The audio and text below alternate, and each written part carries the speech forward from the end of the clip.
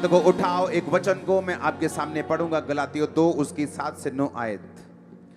परंतु इसके विपरीत जब उन्होंने देखा कि जैसे खतना किए हुए लोगों के लिए सुसमाचार का काम पतरस को सौंपा गया, वैसे ही खतना रहित यानी अन्य जातियों के लिए जो क्रिश्चियन नहीं थे, यहूदी नहीं थे, उनके लिए जो सुसमाचार का काम था वो पौलुस को सौंपा गया। क्योंकि जिसने पतरस से खतना किए हुओं में प्रेरिताई का काम बड़े प्रभाव सहित करवाया, उसी ने मुझसे यानी पौलुस से भी अन्य जातियों में प्रभावशाली कार्य करवाया।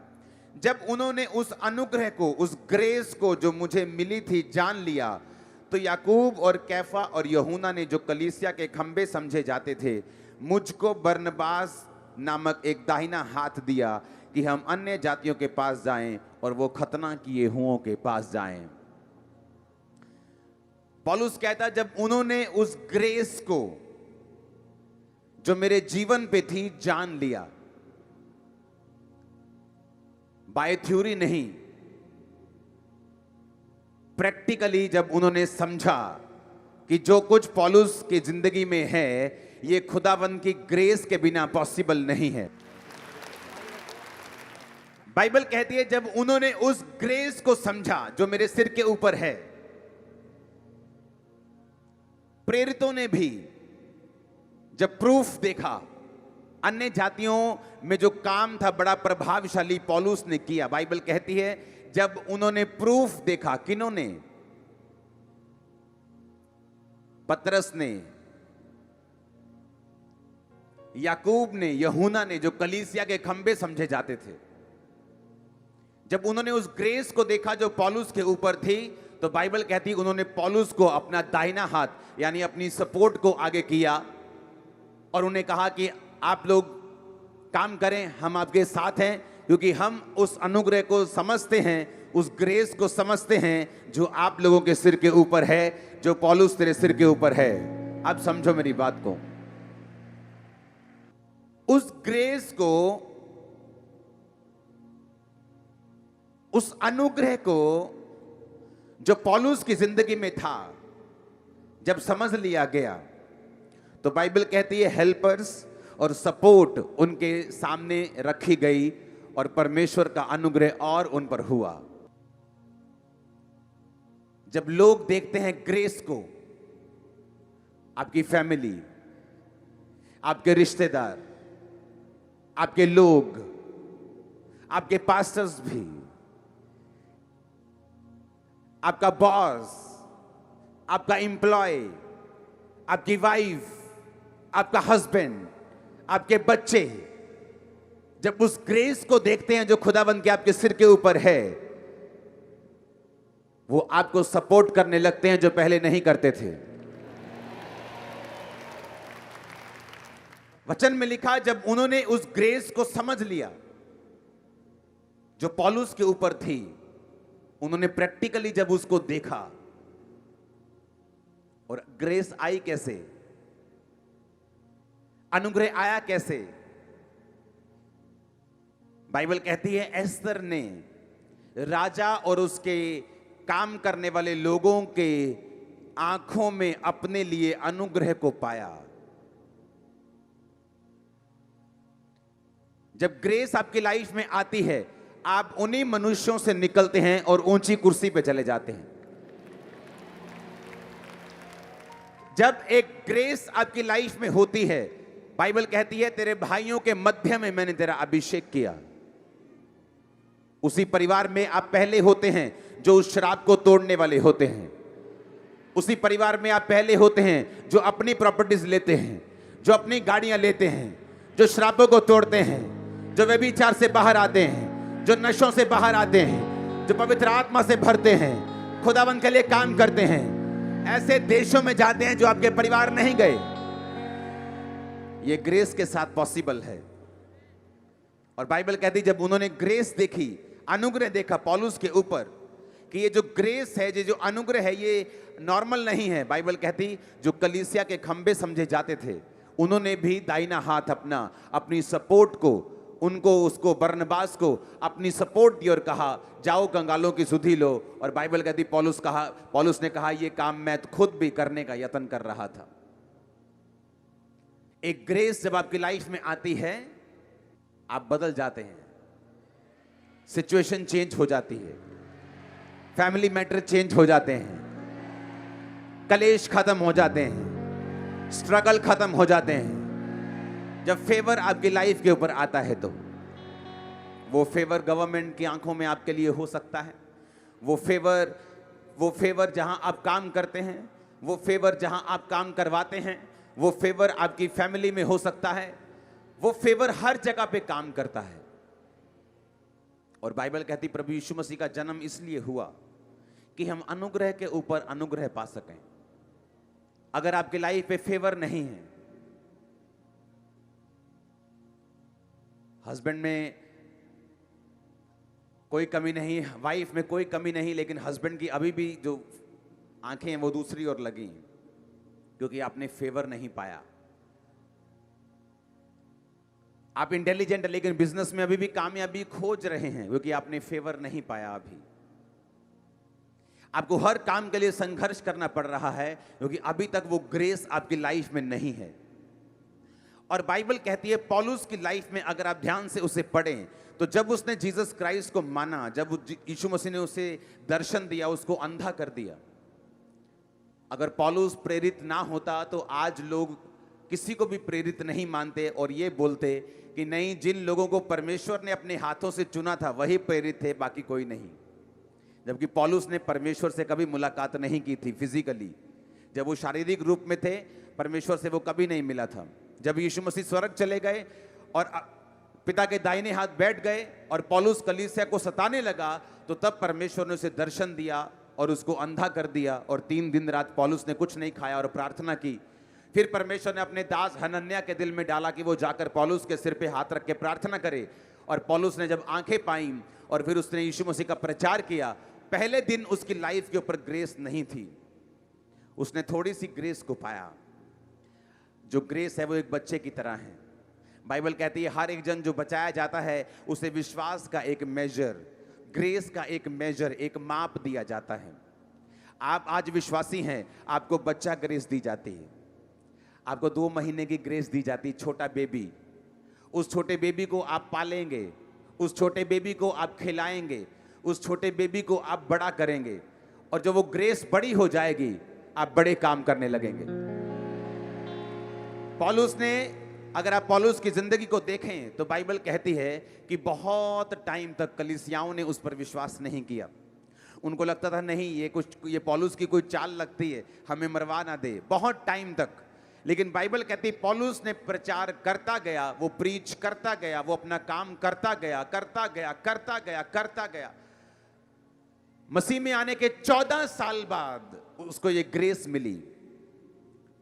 पौलुस की मिनिस्ट्री में पहले मिरेकल्स बड़े बड़े नहीं होते थे, वो जस्ट प्रीच करता था, बाइबल से प्रूफ करता था कि यीशु मसीह परमेश्वर है, यीशु मसीह मुक्तिदाता है, उसने मुझे बदला है, मैं ऐसा था अब ऐसा हूं, सताने वाला था अब मैं प्रचारक खुद हूं।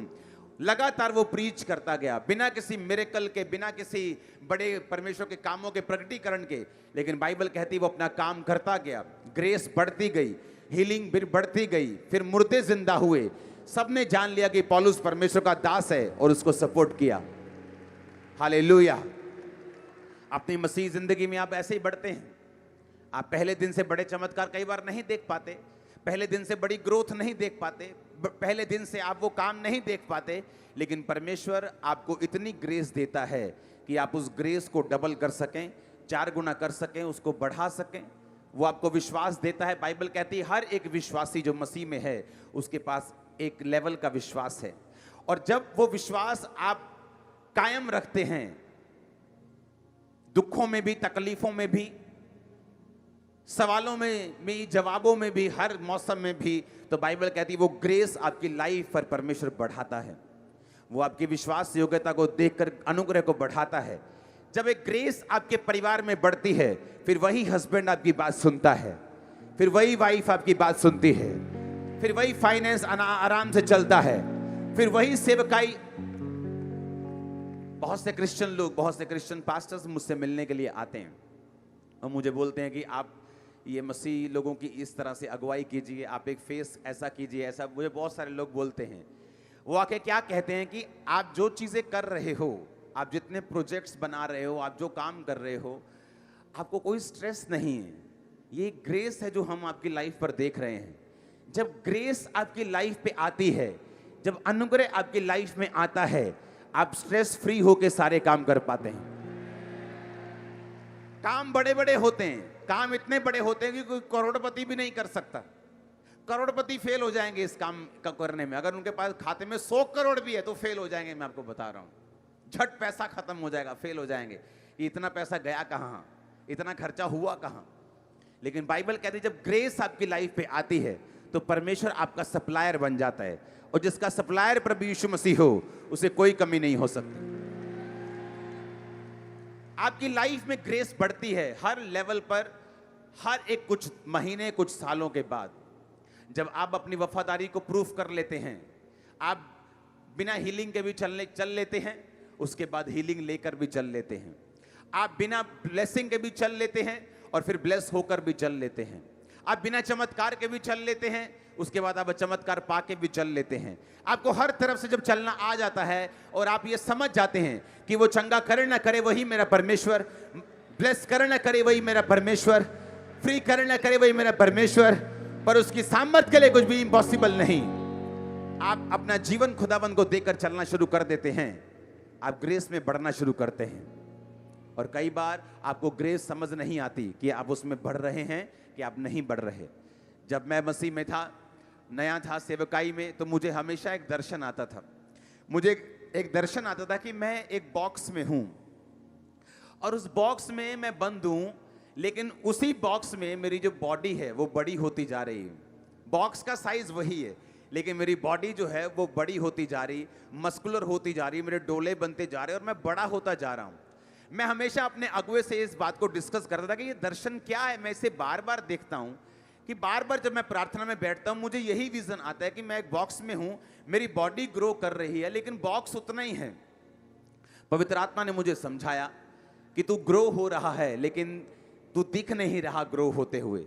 तेरी ग्रोथ अभी दिख नहीं रही, तू एक बॉक्स में बंद है, क्योंकि मैंने तुझे एक बॉक्स में रखा हुआ है। एक टाइम आएगा जब तेरी ग्रोथ बढ़ जाएगी और मैं तुझे इस बॉक्स से बाहर निकाल दूंगा। वो समय आया आज से 10-15 साल पहले। वो समय आया जब परमेश्वर ने मेरी वो प्रार्थना जो मैंने सालों की, लगातार प्रेयर्स की, बिना हीलिंग के भी, बिना किसी कई बार चमत्कार के भी, लगातार निराशा के बावजूद भी, उस ग्रेस को मैंने करप्ट नहीं किया।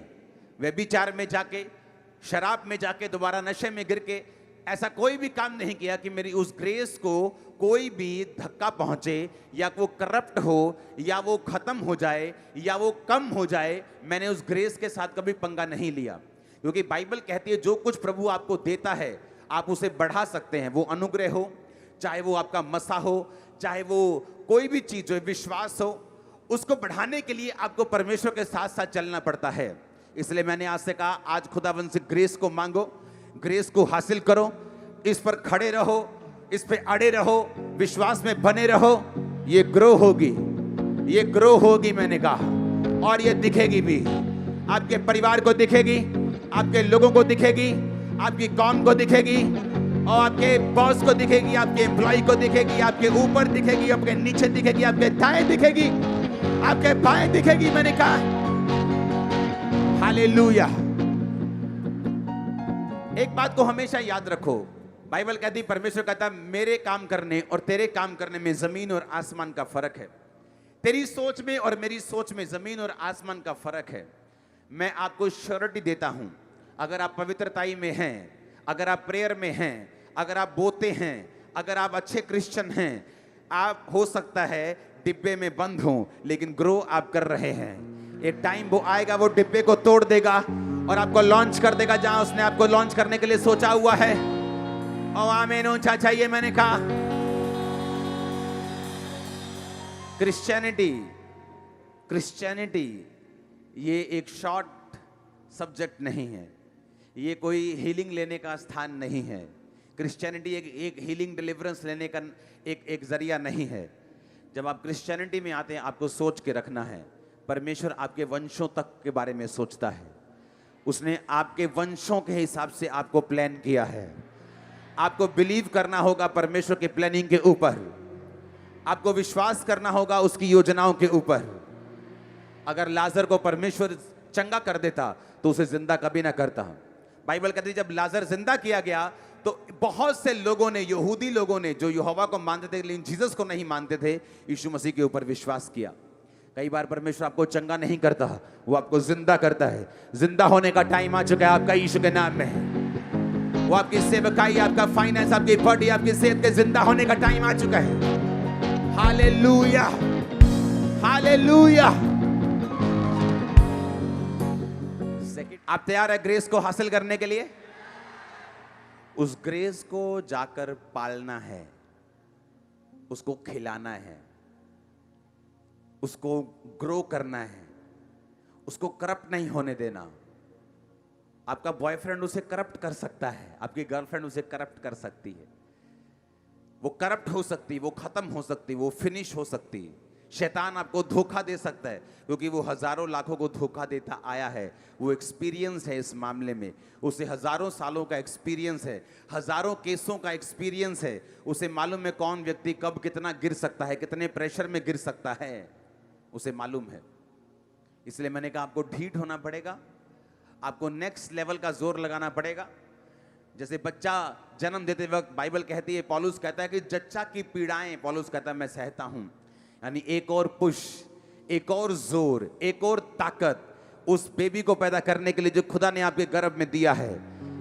जब भी ये ताकत खत्म होने लगे, जब भी आपको लगे कि मेरा जोर खत्म हो रहा है, आप पे अटैक हो रहे हैं, सिस्टम कुछ खराब हो रहे हैं, जस्ट उस औरत को याद कर लो, पौलुस को याद कर लो जिसने कहा है जस्ट वन मोर पुश, एक और पैर, एक और कदम, एक और, एक और, एक और, एक और, एक और। जो खुदा ने चाहा वो पैदा हो जाएगा यीशु मसीह के नाम में। कोई शैतान उस बच्चे को मारने नहीं पाएगा, कोई शैतान उस विजन को खत्म नहीं करने पाएगा। आमीन हो चाहिए बरकत आपके चर्च। Hallelujah, hallelujah, hallelujah. अपने पड़ोसी को बोलो थोड़ा और, एक कदम और, थोड़ा और जोर।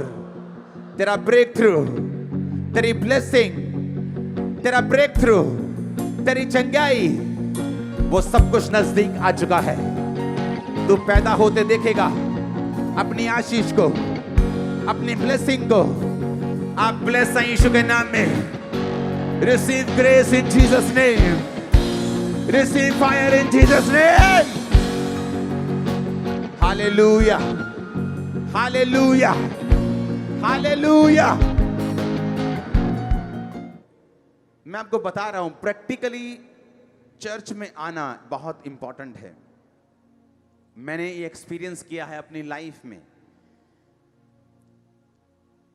एक विश्वासी के रूप में मैंने एक्सपीरियंस किया है कि जब चर्च में आना और ग्रेस को लेना, रिसीव करना, मसीह को लेना, रिसीव करना, रोज रोज जिम जाने के बराबर है।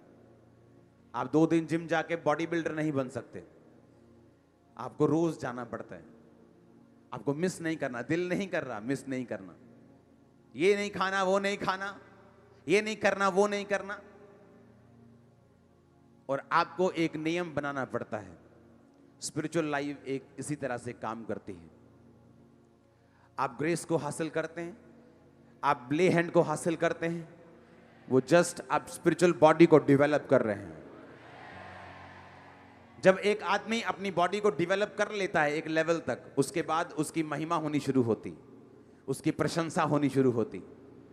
लेकिन अगर वो आलसी हो, कभी चला जाए कभी नहीं जाए, तो वो उसकी सेहत तो अच्छी होती है पर वो उसकी महिमा वाली बॉडी नहीं होती। सेम स्पिरिचुअल लाइफ है।